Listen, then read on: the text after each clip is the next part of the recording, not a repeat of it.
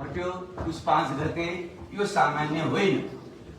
हाम्रो विचारमा, मेरो विचारमा 17 सालमा राजा महेन्द्रले जुन कु गरे, 60-61 सालमा राजा ज्ञानेन्द्रले जुन कु गरे, त्यसैको हाराहारीको यो कु हो। संवैधानिक कु होइन, त्यो त संविधान अन्तर्गत संविधान माथिको कु हो, यो व्यवस्था माथिको कु हो। त्यसो भएको हुनाले यसलाई सामान्य अर्थमा लिने गल्ती कसैले पनि नगरौं। धेरै जसो हामी यो संसदीय परम्परा अभ्यासमा हुर्केका, चिसो भनेकै कोका कोला भन्ने अर्थमा लोकतन्त्र भनेकै संसदीय व्यवस्था भन्ने बुझ्ने साथी के भ्रममा रहनुहुन्छ भने बहुमत प्राप्त प्रधानमन्त्रीले विघटन गरेर त के बिरायो, चुनावमा जाने किन डराए, किन खुट्टा कपायो भन्नुभएको छ। त्यो यथार्थ हो।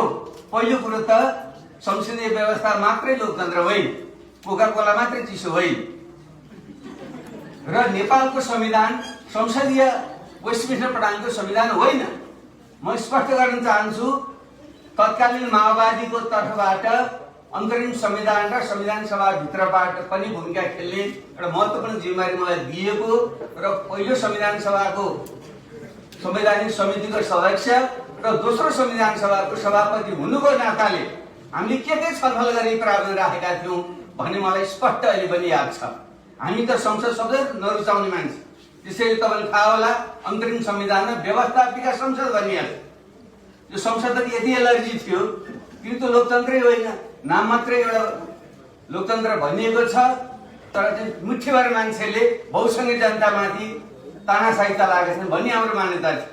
फेरि पनि हामीले कम्प्रोमाइज गर्यौं, किनकि बागमती समझदारी र वृहत शान्ति सम्झौता एउटा पछि जुन संविधान बन्ने जुन वातावरण बन्यो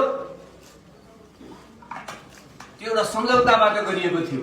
त्यसैले हामीले तत्कालीन माओवादीले प्रत्यक्ष निर्वाचित राष्ट्रपतीय प्रणाली र पुनः समानुपातिक संसद, तत्कालीन एमाले प्रत्यक्ष निर्वाचित प्रधानमन्त्री, कार्यकारी प्रधानमन्त्री र नेपाली कांग्रेसले संसदीय व्यवस्था, यो राज्य प्रणालीको कुरा आइसकेपछि लामो वर्ष पहिलो संविधान सभा करिब अन्त्यतिर अब जब यो संविधान जारी गर्नै पर्ने भयो भन्ने बेलामा चाहिँ एउटा सहमति गरेर हामीले चाहिँ यो प्रावधानमा करिब हामी पुगेका हौं। र दोस्रो संविधान सभाको अन्त्यमा पनि फेरि त्यसलाई हामीले छलफल गरेर सोची विचारिकन यो वेस्टमिन्स्टर प्रणाली बेलायती ढाँचाको वेस्टमिन्स्टर प्रणाली होइन। त्यहाँ प्रधानमन्त्रीलाई उसको प्रेरोगेटिभ अर्थात् विशेष अधिकार भनेर उसले चाहँदा संसद विघटन गरेर चुनावमा जान पाउँछ परम्परागत रूपमा। तर त्यो पनि सम्झना गरेर हिजो हाम्रो उपेन्द्र यादवजीले जुन कार्यपत्र पेश गर्नु भएको छ, उहाँले विस्तृत विभिन्न देशका अनुभव त्यहाँ राख्नु भएको छ। अहिले बेलायतमा पनि त्यो गर्न पाइँदैन भने नर्वे जस्ता देशमा त कहिले संसद विघटन गरी प्रावधान गर्ने पाइने उनीहरूले लेखेका छ। अमेरिकाकै पुँजीवादी लोक प्रजातन्त्र हो, त्यहाँ पनि 200 वर्षको अभ्यासमा आजसम्म प्रदेश सभा विघटनै भएको छैन। राष्ट्रपतिमाथि 3 चोटि प्रस्ताव ल्याएर चाहिँ उसलाई हटाइयो, तर संसदको त्यहाँको प्रदेश सभाको दिन अहिलेसम्म 200 वर्ष विघटन भएको छैन भने त्यसबाट प्रमेय सिकेर हामीले पनि एउटा व्यक्तिको लहरमा यो विघटन गर्ने अधिकार दिनु हुँदैन। यसले चाहिँ इलेक्टेड डिक्टेटर तयार गर्छ र प्राप्त गरेर लडेर ल्याएको लोकतन्त्रलाई ध्वंस गर्छ भनेर नै हामीले धारा हामीले 76 चाहिँ हामीले राखेको साथीहरूले भनिसक्नु म त्यहाँनिर जान्छु। त्यसैले मैले जोड गर्नु खोजेको कुरा के हो भने यो चाहिँ अन्तर्राष्ट्रिय परम्परा संसदीय व्यवस्था पाइन्छ भन्ने भनाइ होइन।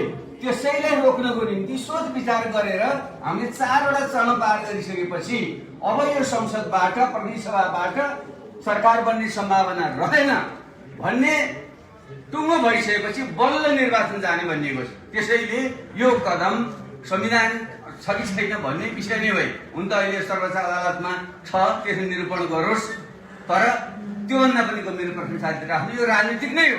केपी शर्मा ओली उहाँ यो सबै परिवर्तनका विरोधी मान्छे हो। नेकपाका साथीहरू अनुसार नपरोस्, तपाईले कसरी यस्तो मान्छेले बोकेर ल्याउनु भयो यहाँसम्म, हामीलाई बडो अचम्म लाग्छ। उहाँको कहिले पनि त्यो रहेन, उहाँको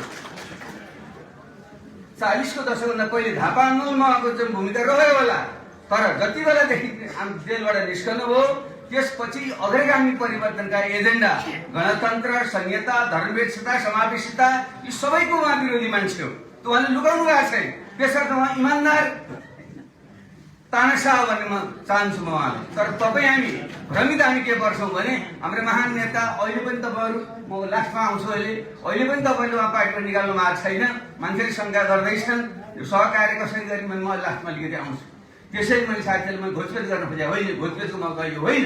हामी सबैले यो जुन हामीले लडेर ल्याएको जुन सङ्घीय लोकतान्त्रिक गणतन्त्र छ यसको रक्षार्थ यो प्रतिबन्धकारी कदमलाई हामी सच्याउनै पर्छ। सजिलो बाटो अदालतले यसलाई पुनर्स्थापना गरिदियोस्। म त पुनर्स्थापना पनि हामी भन्ने शब्द चाहिरहेका छैनौँ, किनकि यो मरेकै छैन। उनले चाहिँ असंवैधानिक तरिकाले घोषणा मात्रै गरेका हुन्। त्यसैले हामीले चाहिँ जो हामी प्रतिसभा सदस्यहरू छौँ हामीले सभामुख मार्फत बैठक बोलाएर सुचारू गरेर यसलाई उठाउँदा हुन्छ भन्ने एउटा राजनीतिक धारणा पनि हाम्रो छ। फेरि पनि अदालतमा गइसकेको हुनाले अदालतले यसलाई सच्याइदियो, सबभन्दा सजिलो बाटो त्यही हो। त्यसैले मैले पहिले यहाँलाई आग्रह गर्न चाहेको यो संवैधानिक हो कि होइन, प्रधानमन्त्री विषयधारा हो कि होइन भन्ने भ्रममा हामी नपरौँ। नियोजित ढङ्गले यो सङ्घीय लोकतान्त्रिक गणतन्त्रलाई प्रहार गरेर यसलाई उल्ट्याएर फेरि विभिन्न शक्तिहरू भित्र र बाहिर जो शक्तिहरू छन् जसले नेपालको परिवेश रुचाएका छैनन्, जसले यहाँको अस्थिरतामा खेल्न चाहिरहेका छन्, त्यसको मतियार बनेर केपी शर्मा ओलीले कदम चाल्नु भएको म गलत साबित गर्न खुसी हुने। तर मेरो जानकारीले भन्छ यसमा ठुलो एउटा डिजाइन अन्तर्गत केपी शर्मा ओली मतियार गरेर घटना घटेको छ। त्यस्तो नहोस्, यो गलत साबित होस्, तर मेरो सूचनाले त्यो भन्छ। त्यसले यसलाई ध्यानमा राखेर साथीहरूले बहस गर्नु होला, निर्णय गर्नु होला भन्ने मेरो आग्रह छ। दोस्रो कुरा, मैले अलिकति अन्तर्राष्ट्रिय आइम भन्दाखेरि तपाईँ दर्शिनु भयो होला, म यो कन्स्पिरेसी थ्योरी विश्वास गर्दै। धेरै साथीहरूले चाहिँ यसो केही भयो कि विदेशीले गरायो भन्ने भन्छ, म त्यसमा विश्वास गर्दै। हाम्रै गल्ती, हाम्रा कमजोरीमा विदेशीले खेल्ने हो, यो संसारभरिको परम्परा हो। प्रमुख कारण हाम्रो आन्तरिक हुन्छ। मार्क्सवादी दर्शन विश्वास गर्ने साथीहरूलाई त यो डायबिटिसको नियमले जुनसुकै कुराको विकास र विनाशको मुख्य कारण आन्तरिक हुन्छ र बाह्य कारण सहायक हुन्छ भन्छ। दार्शनिक हिसाबले पनि र व्यवहारिक हिसाबले पनि मुख्य गल्ती कमजोरी हाम्रो देशभित्रकै मानिसहरूको हो, तपाईँ हाम्रै हो। तर हामीले गल्ती गर्यौँ भने त्यसमा खेल्ने बाह्य शक्तिहरूले जहिले पनि भूमिका खेल्छन्। चाणक्यको पालादेखि मेकियावेलीको पालादेखि अहिलेसम्म त्यही हो। यसमा कुनै भ्रममा हामी नपरौँ। तर अहिले यो विशिष्ट गम्भीर किन छ भने यो कदम पछि अवमाननीय यो विघटन भनेर उनले भनिसके।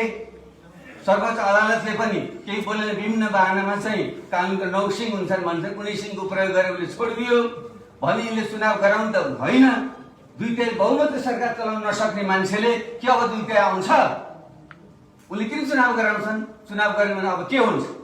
संविधान भत्किसक्यो, त्यसले काम गर्यो भने के हुन्छ भन्नुहोस् त? अनि देशमा त राजनीतितिर जान्छ, अस्थिरतातिर जान्छ।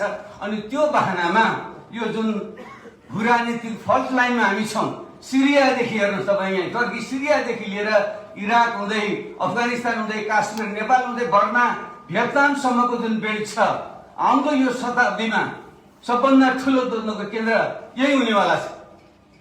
सामुद्रिक हिसाबले इन्डो पेसिफिक रिजन र यो भूमिको हिसाबले, स्थलमार्गको हिसाबले यो रेन्ज ठुलो द्वन्द्वको केन्द्र बन्दैछ। त्यस हिसाबले पनि तपाईँ हामी चाहौँ नचाहौँ यो अस्थिरता आयो भने अब निर्वाचन पनि नहुने, संविधान पनि भङ्ग हुने भयो भने के हुन्छ भने देश एउटा गम्भीर राष्ट्रिय स्वाधीनतामाथि खतरा अब आउन सक्छ।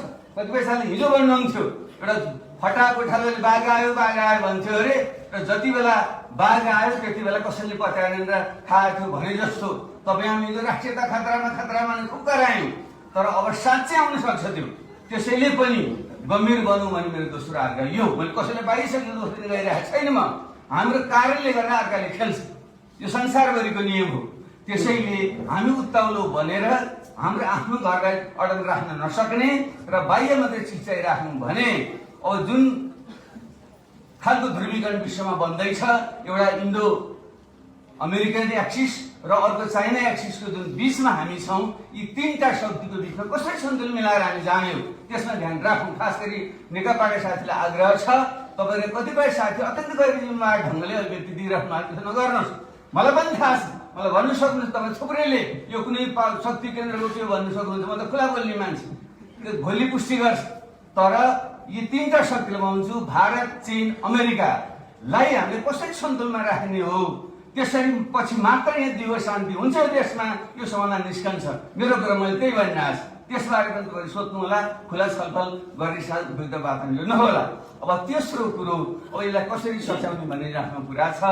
अदालतमा आशा गरौँ भर नगरौँ, मुख्य कुरा जनताले लोकतन्त्र ल्याएको, गणतन्त्र ल्याएको, संहिता ल्याएको जनताले हो। यो संविधान जतिसुकै त्रुटिपूर्ण भए पनि नेपाली जनता सार्वभौमिकता जनताले आफ्नो अधिकार प्रयोग गरेर जारी भएको नेपाली देशको पहिलो संविधान हो। त्यसैले यो 7 वटा संविधान होइन, 7 वटा मात्रको संविधान होइन, यो नेपाली जनताले आफ्नै प्रतिमार्थ बनाएको पहिलो संविधान हो। यसका त्रुटि छन्, म आफैले त्यति बेला यसको हामीले मुख बिखाएर बस्ने, चुनाव भएको चुनाव लड्नुहोस् त लेखेर राख्नुहोस्, केपी शर्मा ओलीले चुनाव गराउँदै यो गरेकै भए। त्यसैले यसमा हामी पर्नु हुँदै नेपाली काङ्ग्रेस साथी भ्रमण नपर्नुहोस्, हाम्रो पार्टी यस्तो भ्रमण चाहिँ छैन।